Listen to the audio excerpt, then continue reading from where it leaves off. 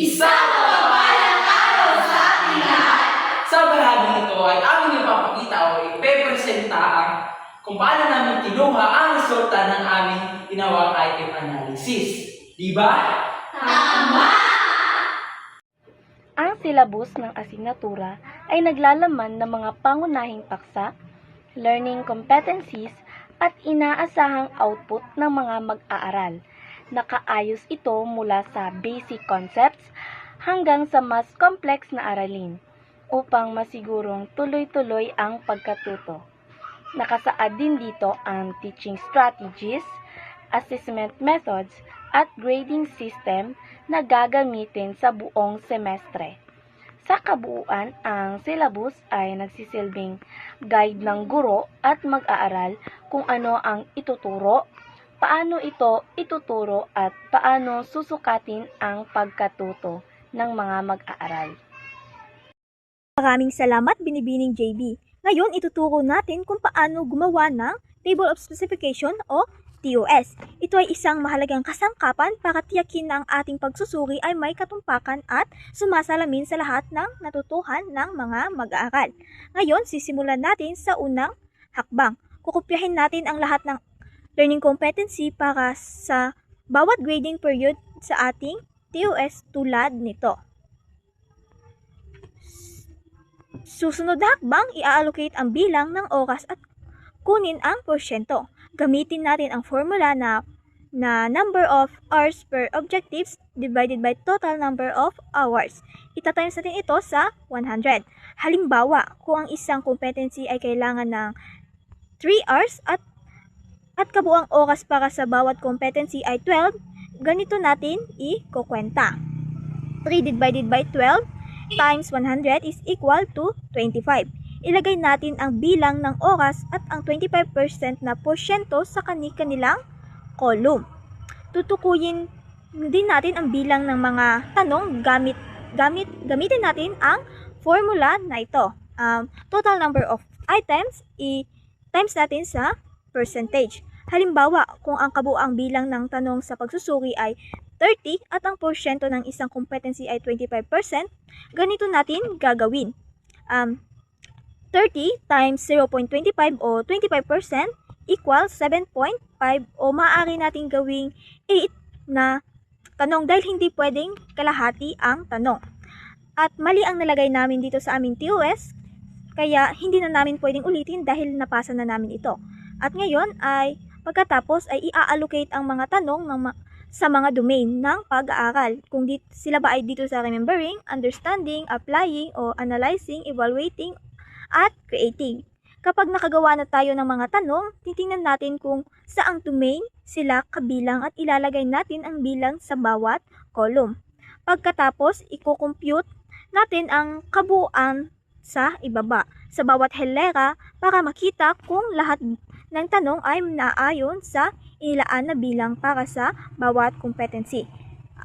Ngayon yun lamang. Tandaan, sisiguraduhin nating suriin muli ang ating TOS para walang nakakalaktaw at lahat ay may tamang alokasyon. Maraming salamat. Maraming salamat, Binibining Faith. Muli, magandang araw sa ating lahat. Ngayon naman ay aking iprepresenta ang aming test questionnaire na naglalaman ng 30 items.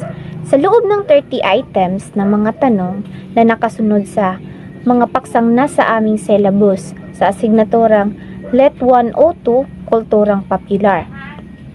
Ang Aralin 3, Comics, sa week 7 to 8 at ang Aralin 4 naman ay Batayan ng Globalisasyon, week 9 to 11. Ang 30 items na mga tanong ay nakaayon sa Bloom's Taxonomy. Ang remembering, understanding, analyzing, applying, evaluating, and creating. Nakapaloob din sa doon ang mga tanong na mahirap o madali patungo sa mahirap. So, sa aming pag-conduct na examination test para sa aming respondent ay meron kaming 27 participants at galing sa Filipino 1A.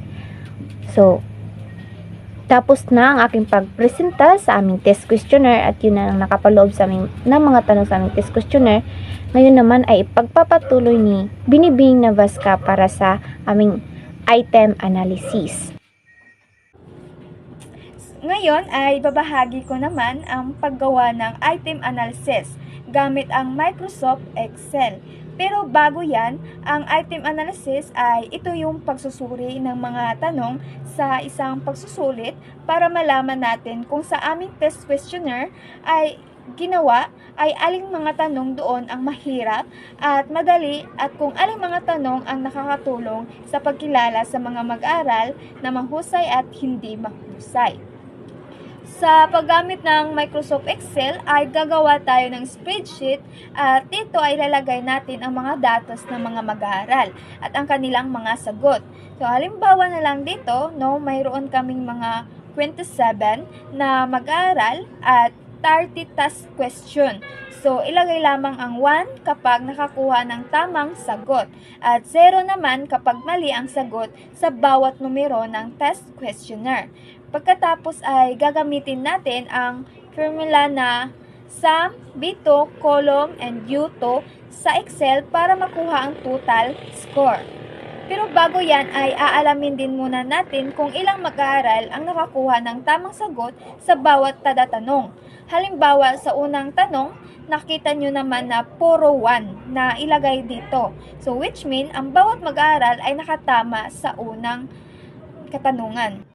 At ngayon, bilang resulta sa aming ginawang item analysis, nalaman namin ang kabuoang test questionnaire naming ginawa ay may 12 na kailangan i-revise at 9 naman ang kailangan i-discards dahil yung ibang questions ay mahirap intindihin ng mga mag-aaral at yung ibang questions naman ay madali lang para sa kanila. Meron ding mga mag-aaral na pare-parehas yung kanilang sagot ng mga matatalino at yung hindi masyadong matalino, kaya sa aming TQ ay meron talagang baguhin at mga tanong at yung iba ay kailangang i-discard ang mga tanong na iyon para maging reliable ang aming TQ. So, bakit ko nga ba nasabi na meron kaming 12 na kailangan i-revise at 9 naman ang kailangan naming i-discards? Dahil po dito sa indices of difficulty and discrimination na makikita natin sa screen, meron nakalagay dyan na very easy, moderate, difficult, and very difficult. So, nalaman namin sa aming TQ na meron kaming very easy, which is 4 na very easy, 3 na easy, 9 na difficult at 5 naman sa very difficult. Also, itong difficult at saka very difficult at easy, yun ay kailangan namin i-revise, which is meron kaming 3 easy at 9 na difficult.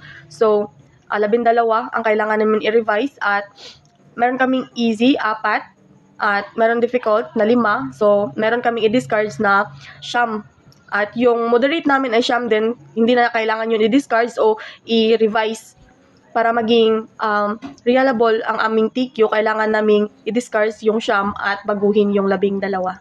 At kami naman ngayon ang magbabahagi sa Item Discrimination Index. So, dito natin malalaman sa Item Discrimination Index kung gaano kahusay at gaano kaangkop ang mga tanong na nakapaloob sa ginawang TQ o Test Questionnaire. At dito mo rin na matutukoy at mapaghihiwalay ang mga mag-aaral na mahusay sa di mahuhusay na mga mag-aaral. At ngayon naman, dito sa bahaging to, ay papakita ko sa inyo kung paano namin kinuha ang Total Discrimination Index. At ngayon naman dito, ito yung mga mag-aaral na magagaling. At ito naman ang mga mag-aaral na hindi masyadong magagaling. At ito yung mga score na nakuha nila. Ito.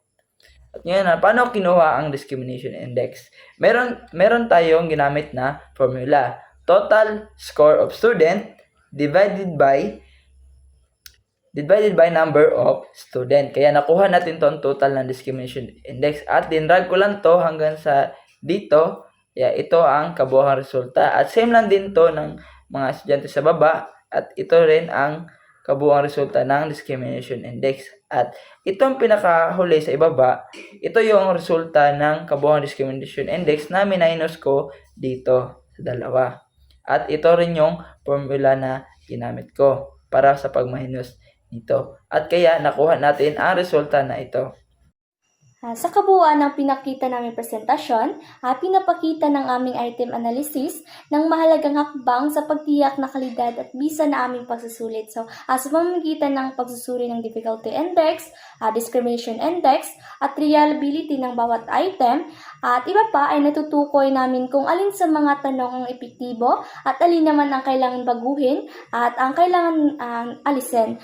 Bilang pagtatapos ng presentasyon namin, ito ay nagbibigay sa amin ng grupo ng mas lalim na pag-unawa sa kalagahan at maayos na assessment. Maraming salamat po.